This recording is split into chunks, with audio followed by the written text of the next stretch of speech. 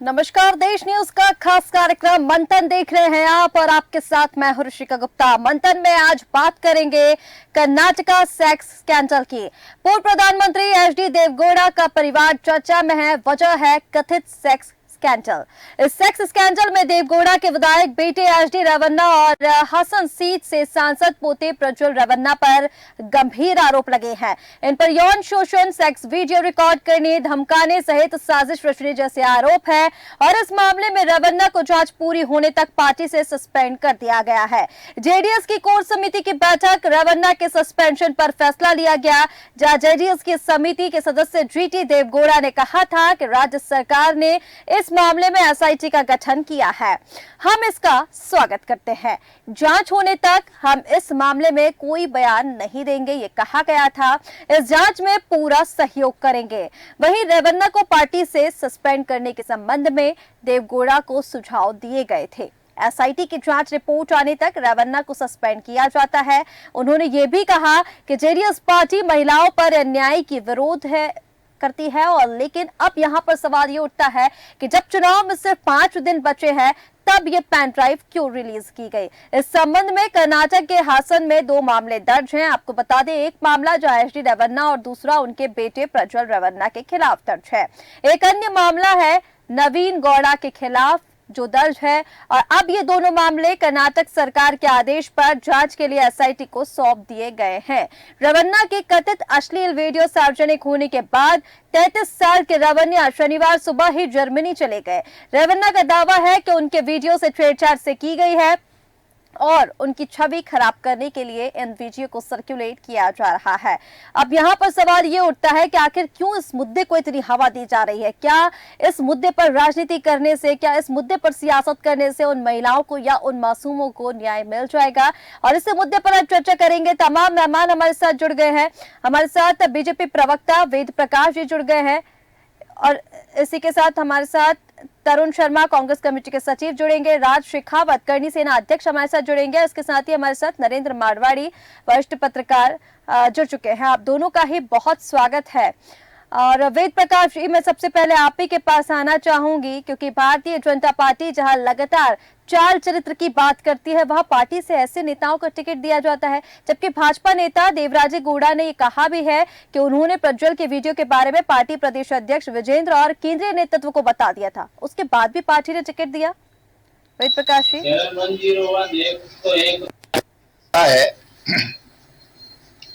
जिस समय टिकट दिया गया था उस समय इस तरीके की कोई परिस्थितियां सामने निकल करके नहीं। जहां से वो चुनाव लड़ रहे हैं वहां चुनाव हो भी चुका है। अब ये प्रकरण आया है तो इसमें एफआईआर दर्ज हुई है और किसी भी तरीके से किसी का भी ये मत नहीं है कि इसमें जांच न हो। पूरी पारदर्शिता के साथ जांच हो और अगर इसमें कोई दोषी पाया जाता है तो उसके खिलाफ कार्रवाई होगी। किसी भी व्यक्ति को महिलाओं के मर्यादा के साथ खिलवाड़ करने का कोई अधिकार नहीं है। पार्टी का जो एजेंडा पहले से तय है वो आज भी है, उसमें कोई हमने समझौता नहीं किया है। अब जो प्रकरण आया है उसमें अभियोग पंजीकृत हुआ है, लेकिन ये जो समय है और जिस तरीके का ये सिस्टम बना करके तैयार किया गया है, ये थोड़ा सा राजनीति से प्रेरित लगता है। तो जो कुछ भी होगा वो दूध का दूध और पानी का पानी हो जाएगा। एसआईटी और भी इन्वेस्टिगेशन एजेंसियां हैं जो जांच करेंगी और जो इसमें दोषी होगा उसके खिलाफ कार्रवाई होगी। ठीक है वेद प्रकाश जी, लेकिन जिस तरह से आप बता रहे हैं लगातार इस मामले को लेकर अब जो बयानबाजी सामने आ रही है, जहां विपक्ष का ये आरोप तो है ही कि जो रेवन्ना है उसको बीजेपी पार्टी ने ही भगा दिया है बाहर, क्योंकि जब उनके जर्मनी जाने की बात सामने आई जब से ये बोला जा रहा है और भाजपा नेता जो है उन्होंने ये कहा है कि प्रदेश अध्यक्ष को इसके बारे में जानकारी थी। 2023 में भी इन वीडियोज को लेकर उनके पास जानकारी थी। वेद प्रकाश, इस पर क्या कहेंगे? ठीक है, देखिए ऐसा है कि जो भी वीडियो के बारे में वो आज चर्चा कर रहे हैं, इसके पहले इनकी जांच हो गई, अभी तक उनके ऊपर कोई आरोप सिद्ध नहीं हुआ है। तो जब तक किसी के ऊपर आरोप सिद्ध नहीं होता है तब तक राजनीतिक रूप से किसी के ऊपर आरोप लगाना कोई वो व्यक्ति सजा याफ्ता तो हो नहीं सकता कि वो विदेश नहीं जा सकता या लेकिन देश उनके में ऊपर कहीं नहीं जा एफआईआर तो सकता हो है। चुकी है ना वेद प्रकाश जी, एफआईआर उनके ऊपर हो देखिए चुकी ये है। हाँ, ये एफआईआर होना अलग विषय है और दोष सिद्ध होना ये अलग विषय है। एफआईआर हुई है, जांच हो रही है, जांच में पूरा सहयोग है और अगर उनके ऊपर आरोप सिद्ध होता है तो उसके ऊपर उनके ऊपर विधिक कार्रवाई की जाएगी और संगठनात्मक दृष्टि से जो कार्रवाई होनी है वो भी की जाएगी। ठीक है वेद प्रकाश जी। हमारे साथ तरुण शर्मा जी, कांग्रेस कमेटी के सचिव जुड़ चुके हैं। तरुण जी, आपका बहुत स्वागत है देश न्यूज पर। और चुनावी समय में जिस तरह से ये मुद्दा उठाया जा रहा है कर्नाटका सेक्स स्कैंडल का, क्या ये ठीक है? आपको क्या लगता है, क्या इस मुद्दे को उठाने से, सियासत करने से न्याय मिल पाएगा उन महिलाओं को, जिस तरह से इस मुद्दे को हवा दी जा रही है अब? आदरणीय मोहतरमा जी, सबसे पहले तो मेरा आपको आदाब, अस्सलाम वालेकुम, नमस्कार। यहाँ सवाल इस बात का है कि हम जो महिलाओं के साथ जो गलत हुआ है, जो अन्याय हुआ है, जो उनके साथ उनकी भावनाओं को कुरेदा गया है, हम वो मुद्दा उठा रहे हैं। बलात्कार, रेप किसी महिला का नहीं होता, उसकी भावनाओं का होता है, उसके समूचे मुस्तकबिल का होता है। और भाजपा की तो वो पहचान बन गई है कि हमेशा आरोपियों के साथ, बलात्कारियों के साथ, दोषियों के साथ खड़े होते हैं। ये राम रहीम को पैरोल पे छुड़ा सकते हैं। ये स्वामी चिन्मयानंद को उत्तर प्रदेश में जो एक माफिया है, कितनी महिलाओं, कितनी लड़कियों की जिंदगी बर्बाद की, उन्नाव के सांसद कुलदीप सिंह के साथ खड़े हो सकते हैं। तो इनका तो एक नजरिया बन गया है दोषियों का साथ देना। हमने आवाज उठाई है जिन महिलाओं के साथ ये हुआ है और उन दोनों व्यक्तियों को जो बड़े परिवार से, रसूख वाले परिवार से आते हैं, देवगौड़ा परिवार से, उनके खिलाफ सख्त कार्रवाई की जाए, उन्हें सजा दी जाए। ठीक है तरुण जी, अब इसको लेकर, कार्रवाई को लेकर जिस तरह से आप बोल रहे हैं कि महिलाओं के साथ आपकी संवेदना है, ठीक है, लेकिन उनके ऊपर एफआईआर हो चुकी है। अब जो एसआईटी की जो जांच है वो बैठाई गई है, टीम गठित की गई है, उस पर जांच हो रही है। लेकिन जिस तरह से अब प्रियंका गांधी का बयान सामने आ रहा है, उन्होंने ट्वीट कर ये कहा है कि प्रधानमंत्री जी 10 दिन पहले जाके और उस प्रत्याशी के लिए चुनावी समर्थन में, चुनावी रैली में संबोधन देते हैं, उसके कंधे पर हाथ रखकर फोटो खिंचवाते हैं। इस तरह से इस मुद्दे को उठाना क्या ठीक है? ये जानना चाह रही हूं मैं आपसे, क्योंकि जिस तरह से अब कांग्रेस इस मुद्दे के बारे में बातचीत कर रही है, मैंने आपसे पहले भी पूछा क्या इस पर सियासत करने से महिलाओं को न्याय मिल जाएगा?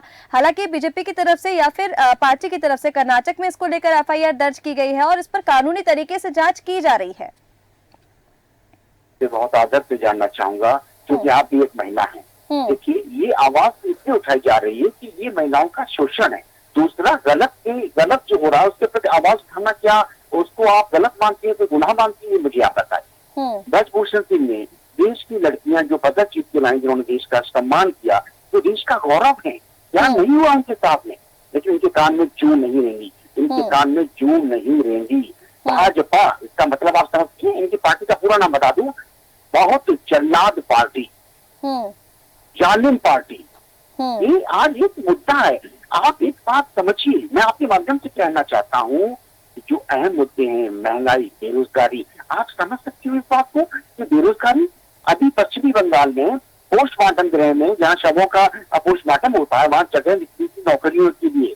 तो आप समझ सकती है मोहतरमा जी, वहां ग्रेजुएट, पोस्ट ग्रेजुएट लड़कों ने आवेदन किया। इस पर आदरणीय पीएम साहब बोलना नहीं चाहते, महंगाई पर बोलना नहीं चाहते आदरणीय पीएम साहब। सिर्फ दिखावा, हिंदू, मुस्लिम, मंदिर, मस्जिद, पाकिस्तान में लोग भूखे बढ़ रहे हैं। ये बात रोज आप अखबार में आप भाजपा नेताओं की, पीएम साहब का बयान सुन सकते हैं। भावनाओं के साथ खिलवाड़ इनकी आदत में शुमार हो चुका है, इनके रक्त में शामिल हो चुका है। मैं आप बहुत आदर्श की बात पूछूं आपसे,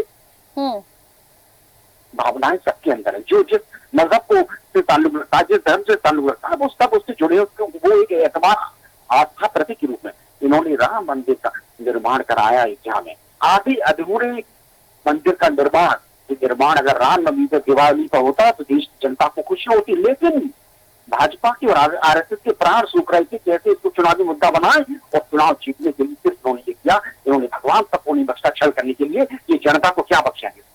ठीक है, लेकिन जिस तरह से तरुण जी, अब राम मंदिर का मुद्दा अलग है, रोजगार बेरोजगारी पर भी हम चर्चा करेंगे। आप कहां से कहां आ गए? अब आपको नाम याद आने लगे? ठीक है वेद प्रकाश जी, आपके पास मैं आ रही हूँ। लेकिन तरुण जी, जिस तरह से आप बता रहे हैं कि महिलाओं के साथ आप खड़े हैं, मैं आपसे जानना चाहूंगी, राजस्थान की अगर मैं बात करूँ तो एनसीआरबी की रिपोर्ट के मुताबिक ही मैं आपको बता रही हूँ, राजस्थान जो है वो महिला अपराधों में अव्वल नंबर पर रहा है। जब तक आपकी सरकार रही, उस पर क्यों एक्शन नहीं लिया गया? उस मुद्दे को क्यों नहीं उठाया गया तरुण जी?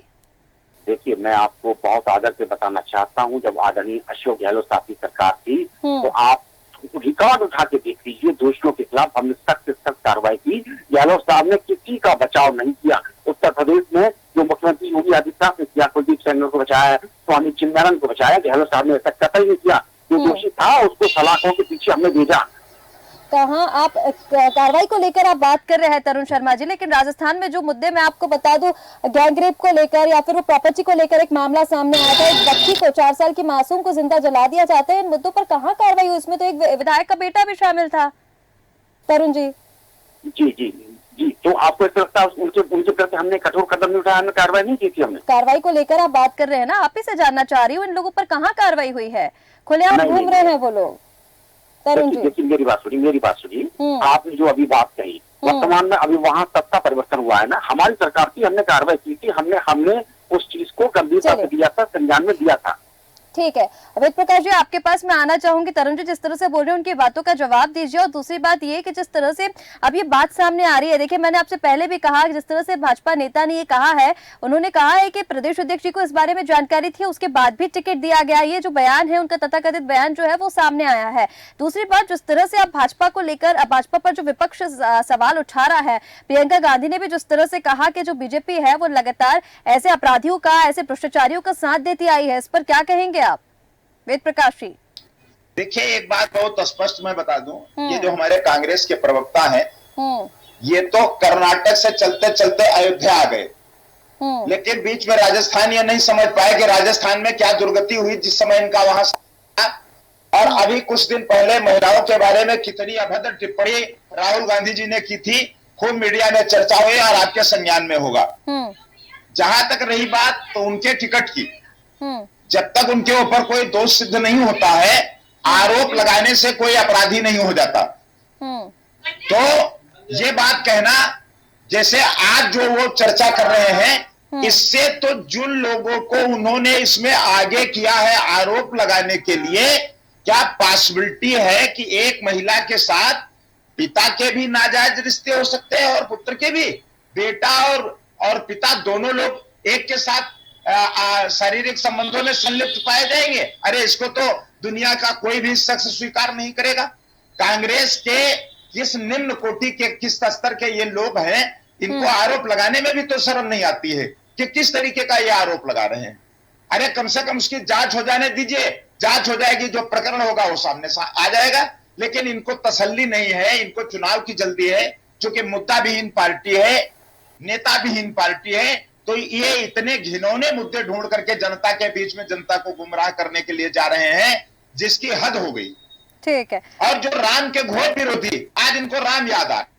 ठीक है वेद प्रकाश जी, हमारे साथ राज शेखावत जी भी जुड़े हुए हैं, करणी सेना अध्यक्ष। राज जी आपका बहुत स्वागत है देश न्यूज पर। और इस मामले को लेकर आपसे जानना चाहूंगी, क्योंकि राजपुतानी का जो जौहर है वो हम सभी ने सुना है, लेकिन क्या उन बच्चियों को न्याय दिलाने के लिए आपका खून यहाँ पर नहीं खौलता? आपसे जानना चाहूंगी इस मामले पर आपकी प्रतिक्रिया क्या है? हालांकि FIR उस पर दर्ज हो गई है, लेकिन न्याय दिलाने के लिए क्या इस मुद्दे पर इस तरह से सियासत जिस तरह से हो रही है, अब ये क्या ठीक है? राज शेखावत जी। खून खोलता और सेक्स स्कैंडल का मामला है, FIR हो चुकी है। और यहाँ जो आज मेरे सामने जो बैठे हैं, जो मेरे साथ आज इस वार्ता में बैठे, मैं उनसे इतना ही कहना चाहूंगा कि ये जो मुद्दा है, ये इस मुद्दे में हमें राजनीति नहीं करनी है। और राज्य के जो प्रतिनिधि यहाँ बैठे हैं उनसे मैं इतना ही कहना चाहूंगा कि सेक्स स्कैंडल हुआ है, जांच का विषय है और FIR लॉन्च हुई है, और करणी सेना इसका सख्त विरोध करती है। और शीघ्र, अति शीघ्र दोषियों को सजा दिलवाने के लिए हम भारत सरकार को अपील करते हैं। हम जो प्रदेश के पुलिस प्रशासन है उसे कहते हैं कि इसको फास्ट ट्रैक में चलाया जाए, और जितने भी दोषी हैं, फिर वो पॉलिटिकल पार्टी से बिलोंग करते हो, सामाजिक संगठन से बिलोंग करते हो, व्यक्तिगत विशेष हो, उन्हें शीघ्र, अति शीघ्र सजा मिले, ये हम चाहते हैं। इसलिए मैं आपके माध्यम से इतना ही कहना चाहूंगा कि ऐसी घटनाओं में हमें राजनीति न करते हुए नारी शक्ति जो है, मातृशक्ति जो है, उसके बारे में हमें सोचना होगा और सबको एक सुर में न्याय और अधिकार की बात करनी होगी। बिल्कुल ठीक कहा राज शेखावत जी। अब जिस तरह से ये मुद्दा उठाया जा रहा है मातृशक्ति को लेकर, हालांकि गृह मंत्री अमित शाह ने भी सुबह इस पर कहा है कि मातृशक्ति के हम साथ है, एफआईआर हो चुकी है, एसआईटी का गठन हो चुका है, जो कानूनी तौर पर जो भी तथ्य सामने निकल कर आएंगे उसको लेकर कार्रवाई जो है वो यहाँ पर की जाएगी। हमारे साथ वरिष्ठ पत्रकार नरेंद्र मारवाड़ी जी भी जुड़े हुए हैं। नरेंद्र जी, मैं आपके पास आना चाहूंगी। अब यहाँ पर जिस तरह से ये मुद्दा सामने आ रहा है, जिस तरह से इस मामले को हम देख रहे हैं, लगातार बीजेपी के ऊपर कई आरोप लग रहे हैं। हासन से वो पहले भी सांसद थे, अब उनको प्रत्याशी फिर से बनाया गया, जहां ये बातें भी सामने आ रही है कि पहले से बीजेपी को ये पता था कि उनके खिलाफ ऐसे वीडियोस हैं, उसके बाद भी उनको टिकट दिया गया। और उसके बाद भी जिस तरह से आनन फानन में जो विदेश गए हैं उसको लेकर अब यहाँ पर सवाल खड़ा हो रहा है कि आनन फानन में विदेश कैसे भाग गए, सपोर्ट उनको पार्टी का मिला है। क्या कहेंगे नरेंद्र जी इसको लेकर? देखिए, किसी उनका विदेश भागने में सपोर्ट तो रहा है, और इससे दो राय नहीं कि पार्टी स्तर पर ये बात पता चल चुकी थी, और उनके विधायक प्राइम मिनिस्टर से मिलने का समय भी मांग चुके थे प्रधानमंत्री कार्यालय, उन्हें समय नहीं मिल पाया। सारी वीडियो का उल्लेख करना चाहते थे कि टिकट ना दी, और जिससे पार्टी की फजीता बचा जाए, पर वहाँ वो सब जिससे बचाने चाहते थे वो बचा नहीं पाए, तो वहाँ प्रधानमंत्री कार्यालय से उनकी मुलाकात नहीं कराई गई, और प्रदेश अध्यक्ष ने उनकी बात पे गंभीरता से ले लिया। अगर ये गंभीरता से लिया जाता और वो पार्टी को पूरे स्तर से बता देते सारे साक्ष्य कि ये टिकट देना खतरनाक होगा, पार्टी के लिए बदनामी होगी, तो ये वाकया होता ही नहीं। रही बात अब स्कैंडल खुलने की, ये सही है, गंभीर मुद्दा है, बहुत गंभीर आरोप है, क्योंकि 2900 कुछ वीडियो के बात कही जा रही है। अब स्पष्ट होगा जांच के बाद, एफआईआर हो गई है, एसआईटी की गठित हो गई है, कानूनन औपचारिकताएं पूरी कर दी गई। बिल्कुल ठीक है। तो इसलिए ये नहीं, इसका राजनीति का मुद्दा विपक्षों को मिल गया है। चुनाव के 5 चरण बाकी रह गए हैं, 2 चरण हुए हैं अभी। उस 5 चरण के लिए मैं समझता हूँ विपक्षों को बहुत बड़ा मुद्दा हाथ लग गया है भाजपा के विरुद्ध, और वो अपना इसमें जो फायदा उठाना चाहेंगे इसमें उठा रहे हैं, आरोप प्रत्यारोप लगेंगे, और वो लग रहे हैं, उसका कितना फायदा मिलता है वो आगे देखा। ठीक है नरेंद्र जी। वेद प्रकाश जी, मैं आपके पास आना चाहूंगी इसी सवाल के साथ, क्योंकि नरेंद्र जी जिस तरह से अभी बोल रहे हैं, सवाल हमने किया था कि आनन फानन में विदेश कैसे जो प्रज्वल है वो चले गए हैं, क्योंकि कहीं ना कहीं अब जिस तरह से नरेंद्र जी ने भी कहा कि अगर भाजपा नेता ने पहले से उनको इस बारे में बताया था तो प्रदेश अध्यक्ष को इस पर संज्ञान लेना चाहिए था इस मामले को लेकर, लेकिन उन्होंने संज्ञान नहीं लिया। उसके बाद जब वो विदेश गए तो उसके बाद बीजेपी पर सवाल जरूर उठ रहे हैं कि भारतीय जनता पार्टी और जेडीएस को पहले से पता था कि वो विदेश जाने वाले हैं, मामले के बारे में पता था, उसके बाद भी उन्हें जाने दिया। इसको लेकर क्या कहेंगे वेद प्रकाश जी?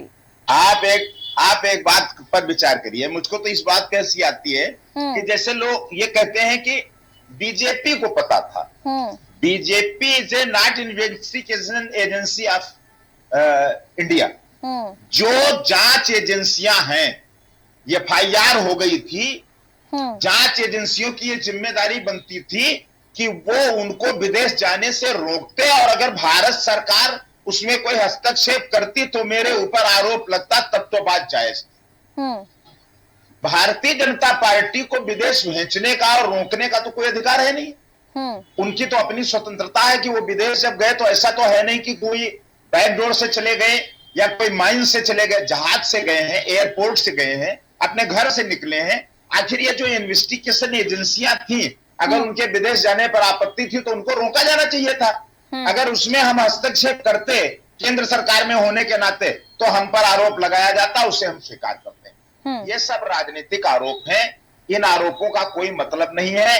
देश वो गए हैं, देश वापस आएंगे, जांच एजेंसियां अपना काम कर रही हैं, वो काम करेंगी। जो दोषी पाया जाएगा उसके खिलाफ कार्रवाई होगी, जिससे भारतीय जनता पार्टी का कोई लेना देना नहीं है। इंडिपेंडेंट स्वतंत्र एजेंसियां उस पर काम कर रही हैं और वो काम करने के लिए स्वतंत्र है, और भारतीय जनता पार्टी का इस मामले में कोई हस्तक्षेप नहीं है। जो जांच एजेंसी उनको दोषी पाती है तो उस पर कार्रवाई करे। ठीक है वेद प्रकाश जी। तरुण जी, मैं आपके पास आना चाहूंगी। वेद प्रकाश जी ने जिस तरह से कहा कि कर्नाटक से लेकर अयोध्या तक आप पहुंच गए और राजस्थान वाले मामले को आपने गंभीर नहीं लिया, जब राजस्थान को लेकर सवाल किया गया, इस पर भी जवाब दीजिए। और जिस तरह से अभी ये जो विपक्ष आरोप लगा रहा है कि प्रज्वल रेवन्ना को भगाने में बीजेपी का हाथ है, इस पर कैसे आरोप लगाया जा सकता है? क्योंकि कहीं ना कहीं अगर एसआईटी गठित हो गई थी तो इन्वेस्टिगेशन एजेंसी को इस पर संज्ञान लेना चाहिए था। भारतीय जनता पार्टी पर कैसे ये सभी आरोप विपक्ष के लग जाते हैं? वेद प्रकाश जी ने यह भी कहा कि मुद्दा विहीन पार्टी कांग्रेस जो है वो हो गई है, इस पर भी जवाब दीजिए तरुण जी। देखिए आदरणीय मैडम, सबसे पहली बात, सच को स्वीकार करना भारतीय जनता पार्टी के किसी भी व्यक्ति के गले नहीं करता, ये स्वीकार नहीं करता। दूसरी बात, एक बात बताइए, खुद महिलाएं, पीड़ित महिलाएं, शोषित महिलाएं ये कह रही हैं कि हमको इस तरह की घर में हमें प्रताड़ित किया जाता था, हमारी भावनाओं के साथ खिलवाड़ किया जाता था। भाई एक बात बताओ, जो पीड़ित हैं, आप भी एक महिलाएं लड़की हैं, जो महिला खुद ये बात को बयान दे रही है कि हमारे साथ क्या क्या होता था, हमें शब्दों में बताने में हमें शर्म आ रही है, और कैसे इनको स्पष्ट कराया गया भाई, ये बताइए। और गलत जो हुआ है उसको, उसके बारे में हम नहीं कहेंगे, आवाज नहीं उठाएंगे, इसका कोई स्पेशल मुद्दा थोड़ी बनाया जा रहा है।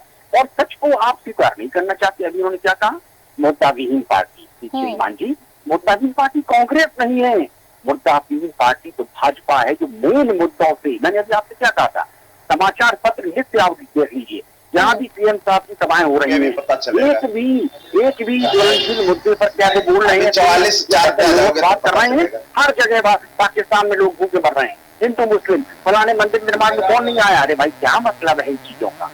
क्यों नहीं बात करते बेरोजगारी पर, महंगाई पर, महिलाओं की सुरक्षा पर, देश के संविधान पर, देश के कानून पर? ये बताइए आप तो बात नहीं करते हो भैया। ठीक है वेद प्रकाश, जवाब दीजिए, कुछ बोलना भी चाह रहे थे आप। जो कहीं भी आज कांग्रेस देश की, हिंदुस्तान की सबसे पुरानी पार्टी है, कांग्रेस ने किसानों की, मजदूरों की और पीड़ितों की लड़ाई हमेशा लड़ी है, आवाज को उठाया है और उठाती रहेगी। तो इनका काम है आवाज को दबाना। ठीक है तरुण जी। वेद प्रकाश जी, जवाब दीजिए। वो कह रहे हैं कि बीजेपी का काम है जो ऐसे मामले सामने आ जाते हैं उनको दबाना। देखिए, भारतीय जनता पार्टी, मैंने कहा, इन्वेस्टिगेशन एजेंसी नहीं है। इनको यही नहीं पता है कि जो जांच होगी वो जांच कौन करेगा। भारतीय जनता पार्टी जांच करेगी, केंद्र सरकार जांच करेगी, या स्टेट गवर्नमेंट की जो पुलिस है वो जांच करेगी, पहली चीज। दूसरी बात मैं ये पूछता हूं, ये जो हमारे कांग्रेस के साथी हैं, ये बताएं कि इनको आज महंगाई याद आ रही है, आज बेरोजगारी याद आ रही है, आज उत्पीड़न याद आ रहा है, आज किसान याद आ रहे हैं। पूरे 5 साल आप क्या करते रहे? उस विरोध में क्यों नहीं उतरे? कौन सा मुद्दा लेकर आपके पास प्रत्याशी नहीं है, आप कैंडिडेट घोषित नहीं कर पा रहे हैं। श्रीमान जी, आप कहाँ प्रत्याशी नहीं बताइए, कहाँ कैंडिडेट घोषित किया हमने? मैंने कहा है, हम नारा दिया है कि 400 पार, आप देख लीजिएगा 400 पार, और अभी 4 जून को जो रिजल्ट आएगा 44 से 4 पे आ जाओ। आपकी सरकार है कर्नाटक में, और वहां एफआईआर दर्ज है, वहां से आदमी चला जा रहा है जर्मनी, और आरोप लगा रहे हैं भारतीय जनता पार्टी पे। ठीक है वेद प्रकाश जी, कैसे आरोप लगा सकते हो आप? ठीक है वेद प्रकाश जी। राष्ट्रीय कांग्रेस में आपके पास आना चाहूंगी। अब जिस तरह से ये जो प्रज्वल रेवन्ना को लेकर हम बातचीत कर रहे हैं, आनंद फानन में जिस तरह से वो विदेश चले गए हैं, इसको लेकर अब सवाल उठ रहे हैं, इस पर आपकी क्या प्रतिक्रिया है? क्या जो विपक्ष जिस तरह से आरोप लगा रहा है कि जो पार्टी है उसका सपोर्ट मिला है तभी वो विदेश गए हैं, क्या ये आरोप लगाना ठीक है? और जिस तरह से वेद प्रकाश जी कह रहे हैं कि वो कर्नाटक में उनकी सरकार है, एफआईआर दर्ज हो चुकी है, केस सरकार के हाथ में, एसआईटी का गठन हो चुका है, उसके बाद कैसे ये आरोप लगा सकते हैं कि पार्टी ने उन्हें भगाया है? ऐसा है मैम, जितनी भी राष्ट्रीय राजनीतिक पार्टियां हैं वो अपने साधन और संसाधनों का हमेशा उपयोग, दुरुपयोग करती आई। कहीं ना कहीं दोषी को पता चल गया था कि इसके अगेंस्ट में एफआईआर लॉन्च होने वाली है, एसआईटी बैठने वाली है, जांच समिति बैठने वाली है, और वो व्यक्ति आज भारत देश छोड़ के चला गया। तो क्या पार्टी, मैं ये जानना चाह रही हूँ राष्ट्रीय कांग्रेस जी, आप किस तरह से इसको, ठीक है, लेकिन बिल्कुल गलत है, बिल्कुल गलत है। ये जो घटना घटित हुई है, और उसके बाद दोषी व्यक्ति यदि भारत छोड़कर चला जाता है तो इससे बड़ा दुर्भाग्य हो ही नहीं सकता। आज ये दोनों पार्टियां, जो भाजपा है चाहे कांग्रेस है, दोनों पार्टियों के पास साधनों संसाधनों की कोई कमी नहीं है। तो क्या और इसमें कहीं न कहीं ये प्रश्न चिन्ह है। राज शेखावत जी, मैं आपसे ये पूछना चाह रही हूँ, आज ठीक है राज शेखावत जी, मैं ये पूछना चाह रही हूँ, जो रेवन्ना है वो विदेश जब गए हैं तो क्या इसमें पार्टी का सपोर्ट उनको रहा है, पार्टी का सपोर्ट उनको मिला है, जिस तरह से विपक्ष आरोप लगा रहा है? बिल्कुल, क्या बात करते हो, बिना पार्टी के सपोर्ट के वो व्यक्ति कैसे जा सकता है, मुझे बताइए। अरे विपक्ष तो विपक्ष के पास भी तो साधन संसाधन है, उसका दुरुपयोग क्यों नहीं हो सकता? किया ही गया है। उस व्यक्ति को ये ज्ञान था, उसको नॉलेज था कि उसके ऊपर एफआईआर होने वाली है और वो व्यक्ति चला गया। अब लड़ते रहो, ठीक है, जल्दी से जवाब दीजिए क्योंकि समय की सीमा है, समय हो गया है। शक्तियों का क्या, ठीक है राज शेखावत, मातृशक्तियों को लेकर कोई बात नहीं कर रहा है, यहाँ पॉलिटिकल बात चल रही है। आप मातृशक्तियों की बात क्यों कर रहे हो आप लोग? जब बताइए, आप कर्नाटक से एक आदमी जर्मनी चला जा रहा है, उसमें दिल्ली की सरकार से क्या मतलब? हम तो इस समय कार्यवाहक सरकार हैं, सब कुछ तो चुनाव आयोग के अधीन चल रहा है, तो हमारे ऊपर ये आरोप कैसे लगा सकते हैं कि साहब आपने भगा दिया? मैं तो कह रहा हूं कि वहां की सरकार ने इस तरीके की व्यवस्था क्यों नहीं की, वो जाने न पाते वहां से, और वहां की इन्वेस्टिगेशन एजेंसियां जो थी वो उस आदमी को अंडर कस्टडी लेती और अपनी पूरी जांच करते, क्यों नहीं किया? कैसे आदमी चला गया वहां से जिसके ऊपर आरोप लगे? वेद प्रकाश जी, ये जो कांग्रेस के लोग आरोप लगा रहे हैं, ये जो आरोप लगा रहे हैं, इनको आरोप लगाने का भी तरीका नहीं मालूम है कि किस तरीके का आरोप लगाया जाना चाहिए। कैसे भी आरोप लगा सकते हैं भारतीय जनता पार्टी के ऊपर? चला गया। और दूसरी बात, 400 के पार पॉसिबल नहीं, आप 400 पार हो ही नहीं पाओगे साहब। गुजरात में आपके एक वरिष्ठ मंत्री ने अभद्र टिप्पणी की है क्षत्रियों के बारे में। कह रहा हूं कि जब कर्नाटक से गुजरात नहीं, पूरे भारतवर्ष में चल रहा है। जर्मनी, तो आप हमको ये बताइए कि दिल्ली सरकार से क्या लेना देना? जो वहाँ की इन्वेस्टिगेशन एजेंसियां थी वो क्या करती रही? उस आदमी को क्यों नहीं कस्टडी में लिया, क्यों नहीं रोका? उनका वीजा कैसे बन गया, उनका टिकट कैसे बन गया, वो घर से कैसे निकल गए? एजेंसियां क्या करती रही? और आरोप लगा रहे हैं आप सरकार में, केंद्र में, तो आपने सांत्वना दी उनको। जनता जनार्दन है, ठीक है। ईवीएम में आपकी सेटिंग है क्या? ईवीएम में आपकी सेटिंग है, क्या तो ले लोगे आप?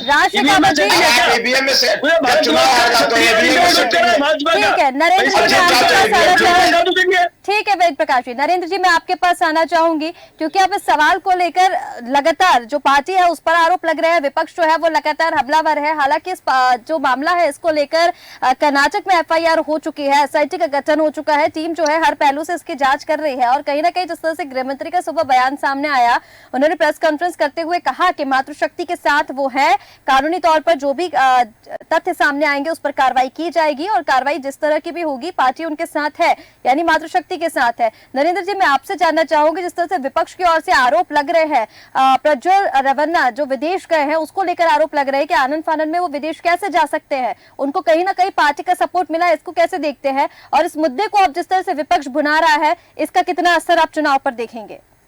नरेंद्र जी,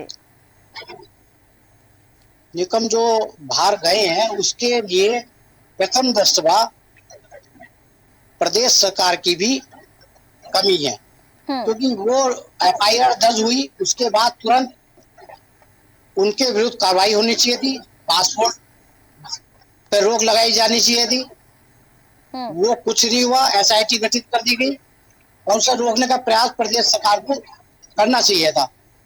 इसलिए भाजपा का जहां तक सवाल है, भाजपा के मार शक्ति के प्रति भाजपा का प्रधानमंत्री का जो एटीट्यूड है बहुत ठीक ठाक है, पर ये स्कैंडल इतने बड़े स्केल पे दिखाई दे रहा है, आरोप लग रहे हैं कि 2900 कुछ वीडियो बताई जा रही है, उनके फादर को इन्वॉल्व किया जा रहा है इसमें। तो ये दोनों बाप पिता पुत्र एक साथ इस सेक्स स्कैंडल में शामिल हो, ये कुछ उचित नहीं प्रतीत जान पड़ रहा है।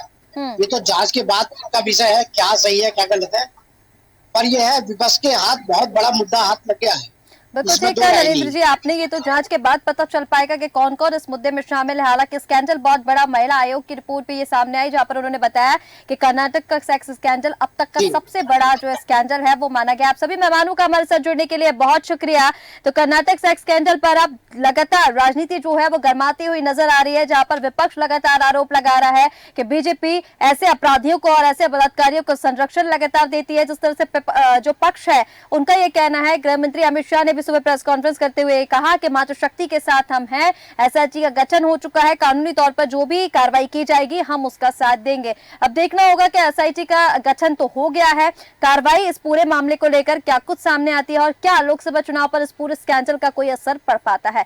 फिलहाल हमारे इस खास कार्यक्रम मंथन में इतना ही। आप बने रहे देश न्यूज के साथ। नमस्कार।